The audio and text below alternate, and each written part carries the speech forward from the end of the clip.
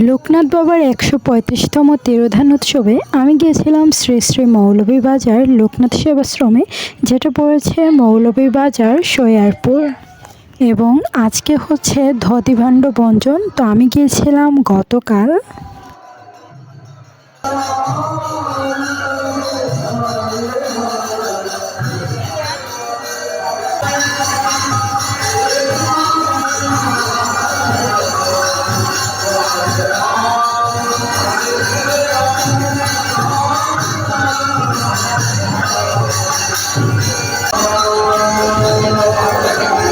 মন্দিরে ভাই যেমন পালা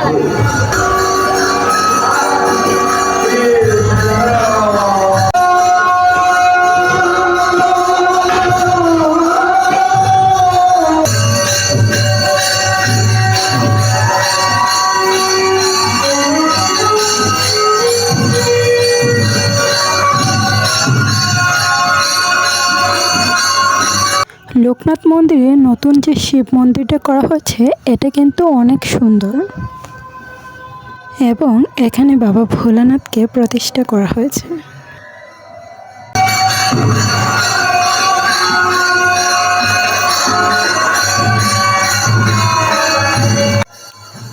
এবং লোকনাথ বাবার তিরোধান উৎসবের মন্দিরটাকে কিন্তু অনেক সুন্দরভাবে সাজানো হয়েছে। আমার কাছে অনেক বেশি ভালো লেগেছিল, যদিও সময় কম ছিল, তার জন্য বেশিক্ষণ থাকতে পারিনি, প্রসাদও খেয়ে আসতে পারিনি।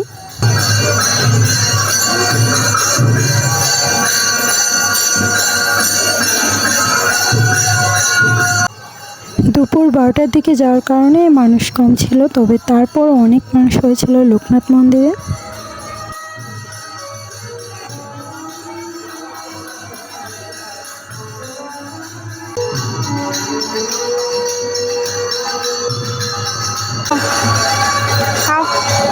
প্রসাদ রাখা কিন্তু খাইতে পারলাম না, যেহেতু খুব কম সময়ের জন্য গিয়েছিলাম, প্রসাদও খেতে পারিনি।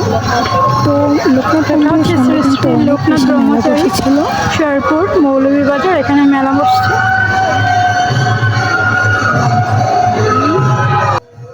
এখানে হচ্ছে অনেক ঠাকুরের ছবি ছিল, অনেক সুন্দর সুন্দর। আর লোকনাথ মন্দিরের পেছন দিকে ভৈরবতলী ছিল, মন্দিরটা অনেক বেশি সুন্দর। তো মন্দির থেকে বের হয়ে মেলাটা ঘোরাঘুরি করলাম, ভালোই লেগেছে।